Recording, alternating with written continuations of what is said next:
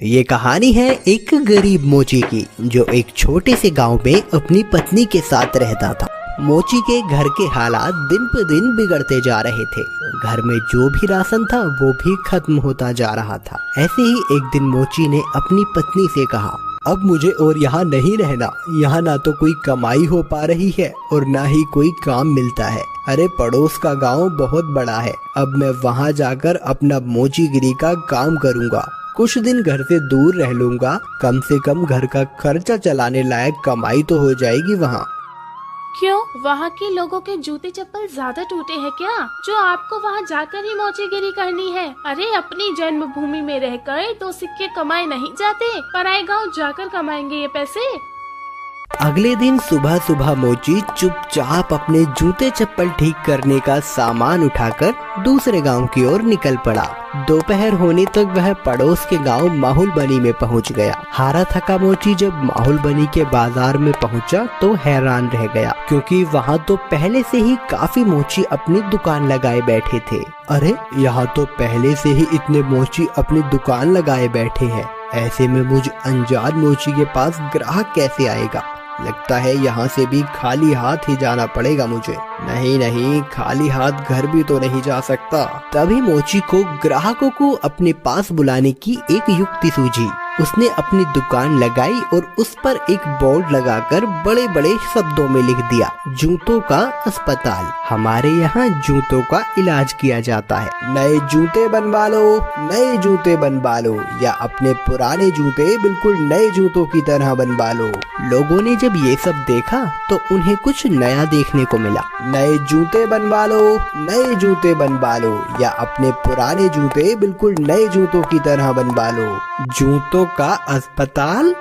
अरे भाई मोची, जरा मेरे इन जूतों का इलाज तो करो। हाँ जी सेठ जी, अभी किए देता हूँ। मोची अपने छोटे से अस्पताल पर बैठकर सेठ के जूतों का इलाज करने लगा। ये लीजिए, अब आपका जूता बिल्कुल स्वस्थ है। अरे भाई वाह, कितना हुआ इसके इलाज का खर्च? बस साहब, सिर्फ एक तांबे का सिक्का। लो ये लो। ऐसे ही दूसरा ग्राहक मोची के अस्पताल में अपने जूतों का इलाज कराने आया। मोची ने जूतों का इलाज किया, पैसे लिए और बाकी ग्राहकों का इंतजार करने लगा। आज तो मैंने बहुत पैसे कमा लिए हैं। अगर मैं ऐसे ही काम करता रहा तो बहुत पैसे जमा कर लूंगा और एक घोड़ा खरीदूंगा।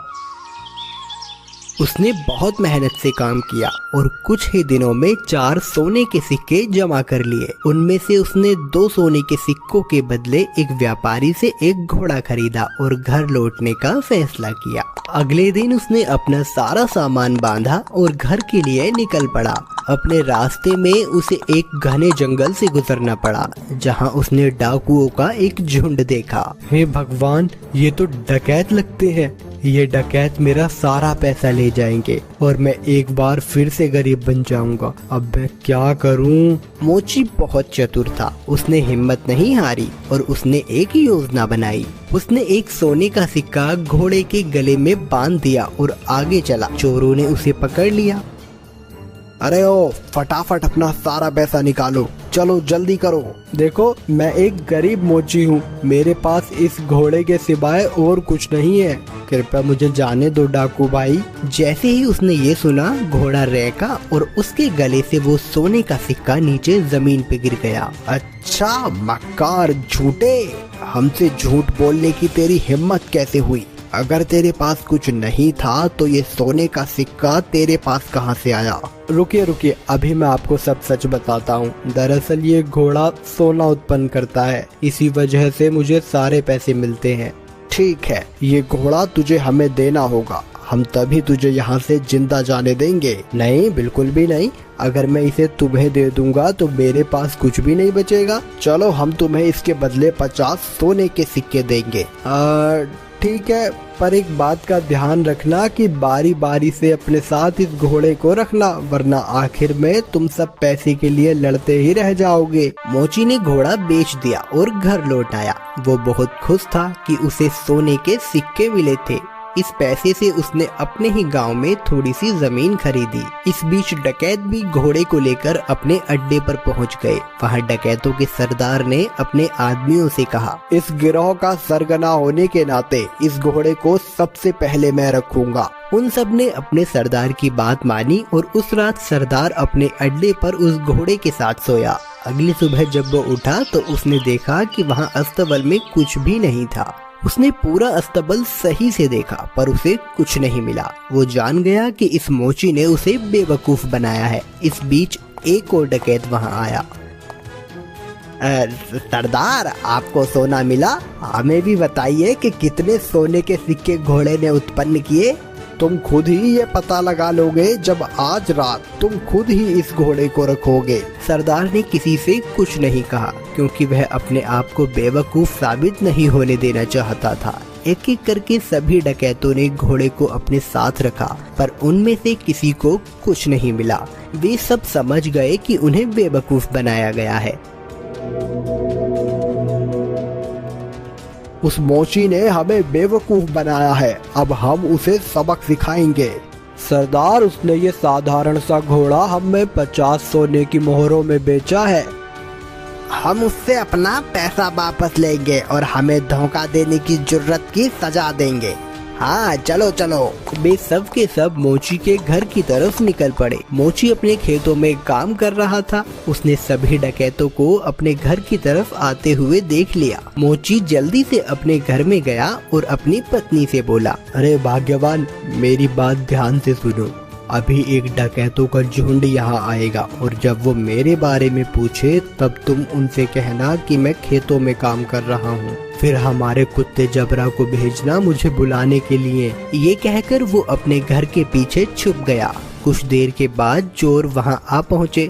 वो मोची कहाँ है? बुलाओ उसे, हम उससे बात करना चाहते हैं। वो तो खेत पर गए हुए हैं। आप रुकिए, मैं अभी अपने कुत्ते को भेजती हूँ उन्हें बुलाने के लिए। जबरा, तनिक अपने मालिक के पास तो जाना और जाकर उनसे कहना कि कुछ लोग उनको बुलाने आए हैं। ये सब क्या है? क्या जबरा सचमुच तुम्हारे पति को यहाँ ले आएगा? जरूर, वो हर बात समझता है। जब वो खेत पर होते हैं और मुझे उनसे बात करनी होती है तो मैं बस जबरा को उनके पास भेज देती हूँ और जबरा मेरी बातें उन तक पहुँचा देता है। डकैत मोची की पत्नी से बात कर रहे थे, तभी मोची वहाँ आ पहुँचा। ओह डकैत भाई, आप आए हैं। जबरा ने मुझे बताया कि आप मुझसे कुछ बात करना चाहते हैं। हमें तुम्हारे इस घोड़े से कुछ नहीं मिला। तुमने हमें धोखा दिया, हमसे झूठ बोला। अरे आप कैसी बात कर रहे हैं? मुझे लगता है आपको कुछ तो गलतफहमी हुई है। आज जो कुछ भी मेरे पास है सब कुछ उस घोड़े की बदौलत ही है। अच्छा चलो ठीक है, हम तुम पर एक बार और विश्वास करते हैं, पर उसके बदले तुम्हें हमें ये कुत्ता भी बेचना होगा। अरे नहीं, बिल्कुल भी नहीं, मैं इस कुत्ते को तुम्हें नहीं बेच सकता। अरे चलो, हम इसके लिए तुम्हें 40 सोने के सिक्के देंगे। थोड़ा इनकार करने के बाद मोची सहमत हो गया कुत्ता बेचने के लिए। चोरों ने जबरा को लिया और चले गए। जब सभी डकैत अपने अड्डे पर पहुंचे तो सरदार ने ऐलान किया कि वो पहला होगा जो कुत्ते को अपने पास रखेगा। बाकी डकैतों ने उसकी आज्ञा मानी और चले गए। सरदार ने अपने बेटे श्याम को बुलाया। सुनो श्याम, मैं अब काम पर जा रहा हूँ। अगर मेरी जरूरत पड़े तो इस कुत्ते को मुझे बुलाने के लिए भेज देना। जैसा आप कहो पिताजी। कुछ देर बाद एक डकैत को अपने सरदार से एक काम आन पड़ा। उसने श्याम के पास आकर सरदार को बुलाने के लिए कहा, आप रुकिए, मैं तुरंत उन्हें बुलावा भेजता हूँ। जबरा, जा और जाकर पिताजी से कहना कि कोई वहाँ आया है उनसे मिलने।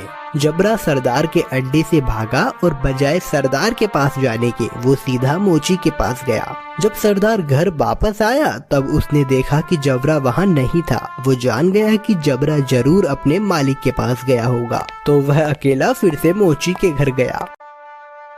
सुनो, क्या जबरा तुम्हारे पास आया हुआ है? हाँ, वो यहाँ आया है। मेरे ख्याल से उसे जरूर मेरी याद आ रही होगी। मेरी मानिए तो उसे थोड़ा सा समय दीजिए, अंत में वो आपको अपना मालिक स्वीकार करने ही लगेगा।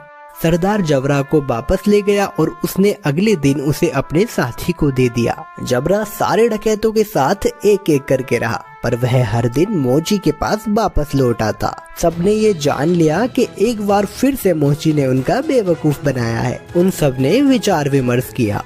इस बार हम बेवकूफ नहीं बनेंगे। मैं उस मोची को अब सबक सिखाऊंगा। इस बार सारे डकैत मोची के घर पहुँचे। उन्होंने मोची की एक न सुनी और मोची को एक बोरे में डाला और उसे लेकर वहाँ से चल दिए उसे सबक सिखाने के लिए। मोची चुपचाप बोरे में पड़ा रहा। रास्ते में वे सब एक मंदिर के पास से गुजरे, तभी एक डकैत ने कहा, सरदार गर्मी बहुत ज्यादा है, क्यों ना कुछ देर यहीं आराम किया जाए। सरदार भी उसकी बात मान लेता है और मोची को वहीं छोड़कर मंदिर में आराम करने के लिए चले जाता है। सुअरों का एक झुंड वहां से गुजर रहा था और जब मोची ने सुअरों के झुंड की आवाज सुनी तो मोची को एक उपाय सूझा और उसने तेज आवाज में चिल्लाना शुरू किया, मैं ऐसा नहीं करूँगा, मैं ऐसा नहीं करूँगा, मुझे छोड़ दो, मुझे जाने दो। सुअरों के मालिक ने उसकी आवाज सुनी और वो उसकी ओर आया। अरे रुको रुको, क्या हुआ, तुम क्या नहीं करोगे? किसने तुम्हें इस बोरे में डाला? वो मेरी शादी जबरदस्ती जमींदार की बेटी से करवाना चाहते हैं, पर मैं शादी नहीं करवाना चाहता। क्यों भाई, क्या तुम पागल हो? अगर मैं तुम्हारी जगह होता तो मैं यकीनन उसकी लड़की से शादी करता। अगर ऐसी बात है तो आओ, मैं तुम्हें बोरे में डाल देता हूँ और तुम जाकर उसकी लड़की से शादी कर लो। सचमुच? बेशक, लेकिन पहले मुझे बाहर तो निकालो। सुअरों के मालिक ने मोची को बोरे से बाहर निकाला और खुद बोरे के अंदर घुस गया। मोची ने उसे बांध दिया और उसके सुअरों को लेकर वहां से चला गया। शाम को डकैत मंदिर से बाहर आए, बोरे को लिया और चले गए।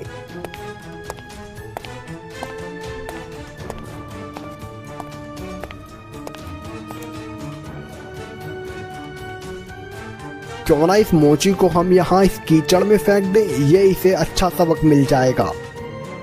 डकैतों ने उसे कीचड़ में फेंक दिया और वहां से चले गए। वापस आते हुए उन्होंने मोची को सड़क पर देखा और वो हैरान रह गए। अरे तुम यहाँ कैसे पहुँचे?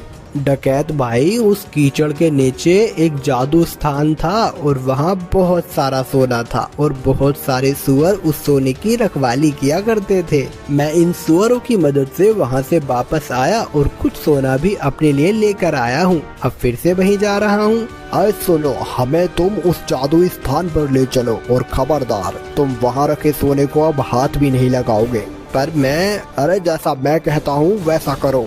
ठीक है, अगर तुम जोर देते हो तो। डकैतों का झुंड उस कीचड़ के पास आ पहुंचा और एक एक करके कीचड़ में कूद गया, लेकिन किसी के हाथ कुछ न लग सका और इस तरह फिर एक बार मोची ने अपनी चतुराई से अपनी जान बचा ली।